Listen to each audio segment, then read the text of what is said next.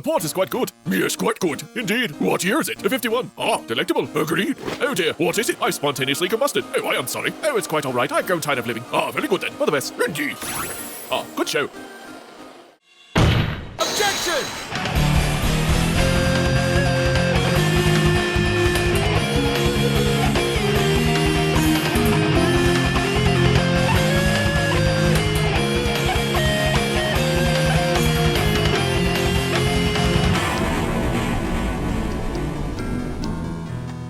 Hello, everypony. I'm MasterCode, your ace analyst, and today we'll be looking at the G4 comic arc, Classics Reimagined, Little Fillies. As per the title, the series is a retelling of the classic novel, Little Women. And before you ask, no, I have not read the original story, and I did very minimal research, and by research I mean I checked a Wikipedia article. Similar to the ideals of Friendship is Magic, Little Women is a coming-of-age story that primarily follows the four March sisters, Meg, Jo, Beth, and Amy, and the trials and tribulations they experience in life during their transition from childhood to adults, covering a variety of themes including rejecting societal norms, gender stereotyping, honesty, love, and family unity. The comic series is an abridged and altered reimagining of the tale, with the main six taking on the roles of the original characters based closely on their own personalities. Jo, the loyal and tomboyish female of the group, is played by Rainbow Dash. Meg, the eldest, sweet, and dutiful one of the group, is played by Twilight. Beth, the kind and shy, played by Fluttershy. Amy, being the youngest, is the artistic, ambitious, yet most self-centered of the group, played by Rarity. The casting for the four main sisters is pretty much perfect. The rest, however, are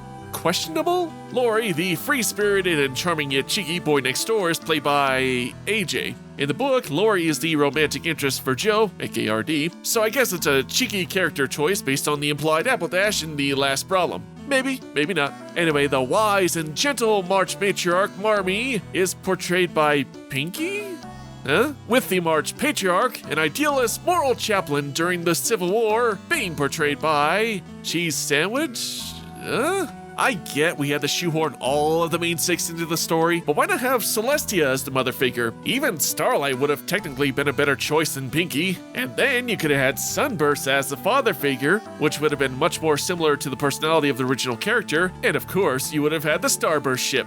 Discord plays several roles, including the March's rich and cynical aunts, and several background characters throughout the four-issue run. Also, Spike just kind of shows up for quick gags and ultimately feels unnecessary. Now, you don't have to have read the original novel to get what's going on. However, this 47-chapter novel is hyper-abridged, with each issue covering several chapters. Now, this does sound like a detriment at first, but based on research, the comic does hit most of the necessary points, so it's not too confusing. Now, before we dive into the story, the first thing I want to discuss is the artwork, which is kind of a mixed bag. This is artist Jenna Ayoub's first foray into MLP, and it really shows. The side views of every pony are okay, but the muzzles are rather elongated with no jaw and connect to the neck in this very odd design. Even worse is the look at the characters from the front, who at times look like bowling pins.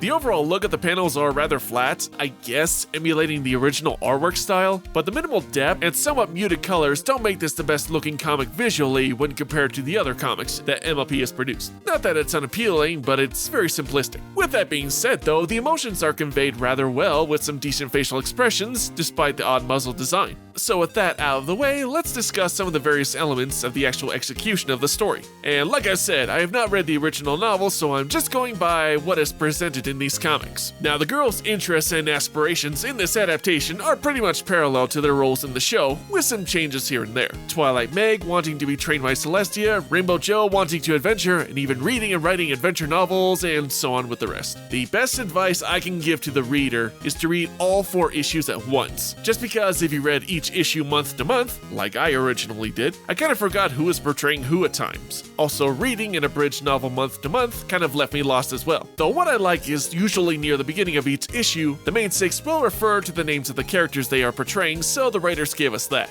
With that being said, despite the novel being so abbreviated, for the most part, I enjoyed it. It is a much more lighthearted take on the novel, with a decent amount of comedic moments, like this argument that leads to a street fight between Rarity and Rainbow. It's the battle of the century! Fight!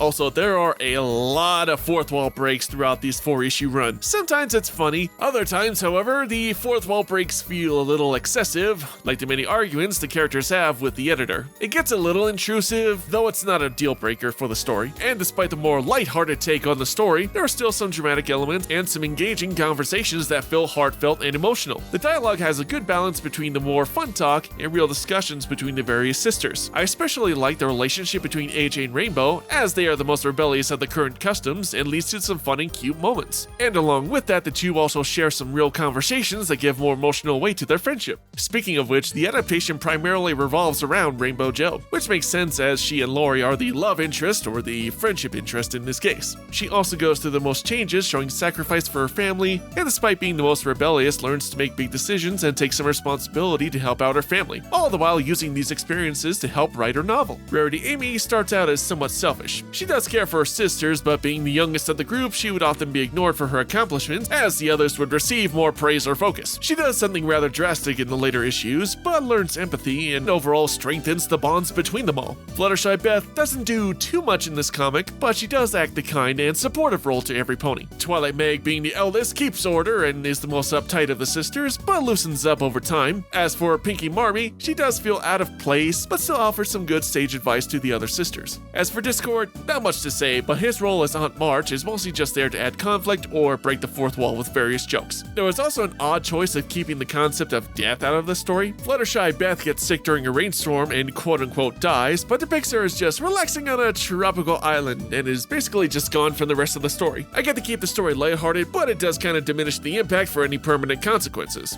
In the end, despite these unique changes from the original story, like I said, overall it's quite good. Is it going to make you want to check out the original novel? Probably not, but as an adaptation, the story was enjoyable, the characters were likable and relatable, and while the artwork wasn't great, it was still a fun comic series that I would recommend checking out. Well, that's it for today, guys. Until next time, MC out!